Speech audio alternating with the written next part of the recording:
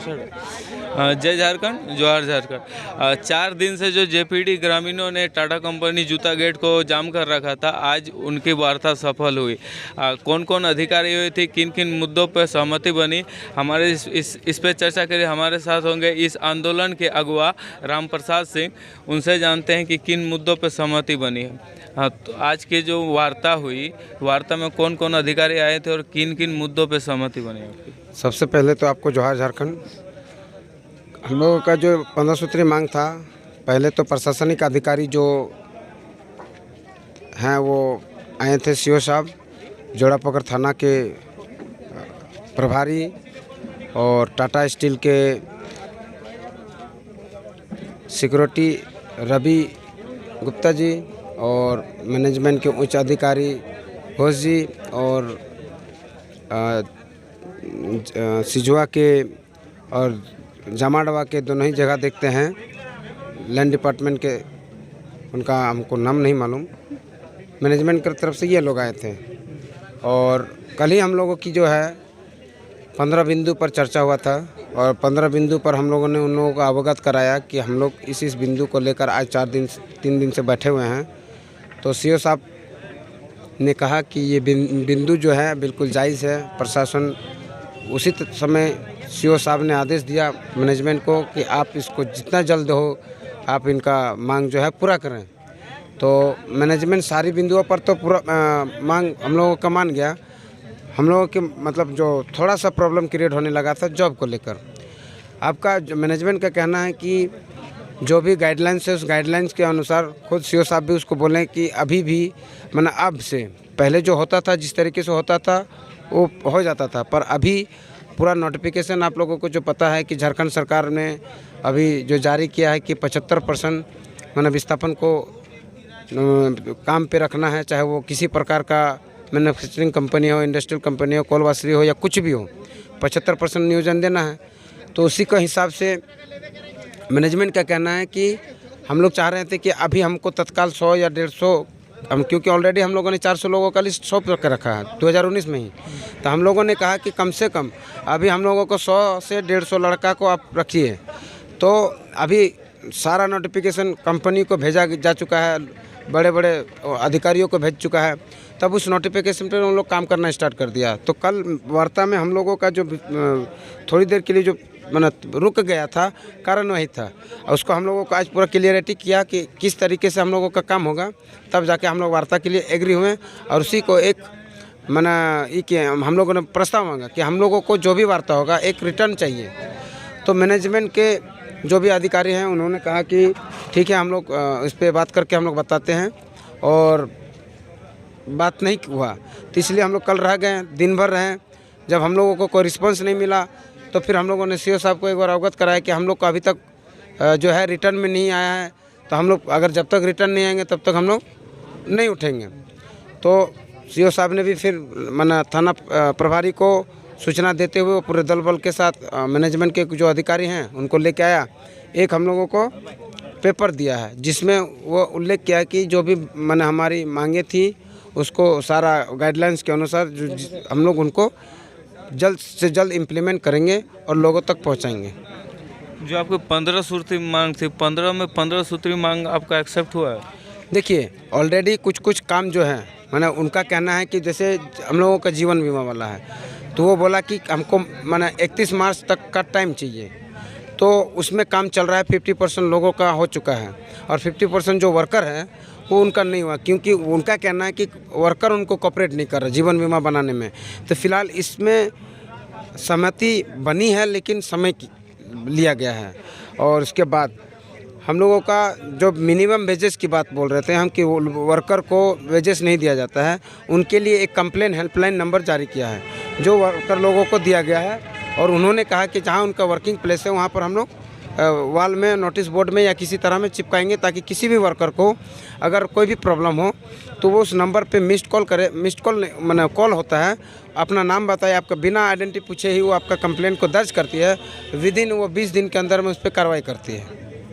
तो जो हमारा प्रॉब्लम था, पीएफ नहीं देना, बोनस नहीं देना, सैलरी उसको पूरा तरीके से नहीं मिलता है, और जो हम लोगों की ज़मीन वाला मुद्दा था कि ग्रामीणों का ज़मीन वापस करें। सीओ साहब इसको इनिशियल किए कि अगर किसी प्रकार का अगर आपको ऐसा कोई कंप्लेन आता है कि मेरा ज़मीन या किसी का ज़मीन या किसी ग्रामीण का ज़मीन या किसी के रैयत का ज़मीन अगर प्लांट में हो या कहीं भी हो जिसको टाटा अधिग्रहण कर रहा है, आपको उसका एक सिस्टमिक ढंग से जाके उसको आप माने वापस ले सकते हैं। तो कुछ कुछ जो चीज़ है वो माने कोर्ट की बात है, माने उनको आपको क्या बोलते हैं टाइटल सूट करना पड़ेगा। तो उस तरीके से है। तो मतलब देखा जाए तो ऑलमोस्ट कि ज़मीन वाला मुद्दा जो है कंपनी एक्सेप्ट कर रही है कि अगर आपकी होगी तो मैं छोड़ दूंगा। ये जो वार्ता हुई, क्या कंपनी लिखित में कुछ दिए? देखिए माने लिखित का मतलब ये नहीं कि वो ऐसा लिख दिया कि हम अगर आपका ज़मीन है तो हम छोड़ देंगे। वो मतलब जैसे कल सीओ साहब थे जो सरकारी अधिकारी हैं, हम लोग उनको क्योंकि हम लोगों के पास एक बार भी मैनेजमेंट के लोग नहीं आए हैं, जो भी हैं, और यहाँ पर प्रशासनिक अधिकारी आ रहे हैं, सीओ आ रहे हैं, उनका कहना है कि ठीक है अगर आप लोगों के पास कोई ऐसा एप्लीकेशन है जो आप लोगों को बोला गया है कि हाँ हमारा ज़मीन यहाँ पर है तो आप दीजिए, मैं तुरंत कार्रवाई करता हूँ। तो पहला बात तो हमारे जो भी रैयत हैं उन लोगों को हम लोग बहुत मतलब अलग अलग सिस्टम से काम कर रहा है। जो ऑलरेडी एफआईआर किए हैं, बहुत सारे ऐसे लोग हैं जो एफआईआर करके अभी भी झूल रहे हैं। तो हम लोग उन लोगों को इन्फॉर्म किए। उन लोगों का कहना है कि हाँ हमारा ज़मीन है, तो उसमें एक सिस्टम होता है। वो सिस्टम ये है कि पहला हम लोगों का वर्किंग जो प्लेस है, अगर हम कोर्ट के माध्यम से जाते हैं तो सबसे पहले उसको स्टे ऑर्डर लगाना पड़ेगा। स्टे ऑर्डर जैसे ही लगता है फिर उसके बाद टाइटल सूट में हम लोग जाएंगे। टाइटल सूट के बाद जो क्लियर होगा, अगर ज़मीन निकलता है तो कंपनी उस पर कुछ नहीं कर सकता, क्योंकि ऑलरेडी वो जो है माना जजमेंट होके आएगी। तो जजमेंट होगा तो इनको डेफिनेटली खाली करना पड़ेगा। आपके साथ यहाँ मतलब जितने भी साथी बैठे हुए थे, आपका हर कदम में आपका साथ दिए, उनके लिए आप क्या कहना चाहते हैं ये आंदोलन सफल होने के बाद? देखिए ये आंदोलन मेरे वजह से सफल नहीं हुआ है। इन तमाम मेरा युवा साथी, माताएगण, बहनें जो भी हैं, इन लोगों ने आंदोलन का महत्व को समझा। हम लोग बस एक पहल किए और उस पहल का इतना बड़ा अंजाम आप लोग देख रहे हैं कि आज मैनेजमेंट में आपको पता होगा कि इतिहास में कभी भी हम लोग का बाप दादा लोग का जीवन चला गया, लेकिन इतिहास में कभी भी टाटा कंपनी में इस तरह का स्ट्राइक नहीं हुआ। तो काबिले मतलब हमारे नहीं, ये ग्रामीणों की जीत है, एक एक युवाओं का जीत है। और इस जीत को हम तभी सेलिब्रेट करेंगे जब कंपनी इस पर काम करेगी। मैं आपको ये भी बता दूं, अभी 3 महीने का हम समय दिए हैं, जो भी वो हमको लिखित दिया है उसको हम भी नहीं कर पा रहे हैं।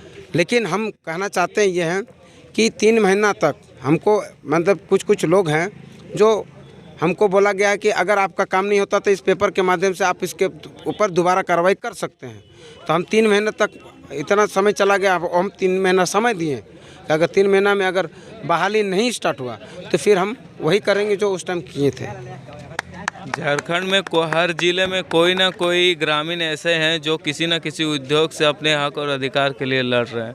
आपने जैसे अपने आंदोलन को सफल बनाया, तो बाकी झारखंडियों के लिए अगर वो कहीं लड़ रहे हैं तो उनको आप क्या कहना चाहेंगे कि किस तरह लड़े कि उनको भी जीत मिले? देखिए सबसे पहला बात तो हम लोग झारखंड में हम लोग अभी कोल माइन से धनबाद कोयला नगरी बोलते हैं। यहाँ के लोग केवल शोषित नहीं है, पूरे झारखंड के लोग शोषित है। अगर हम लोग शोषित हैं तो हम लोग को अगर लड़ना है और अगर जीत हासिल करना है तो उसका एक तरीका ये है कि हम लोग सबसे पहले अपने आप में कागज़ी और कलम में मजबूत हों।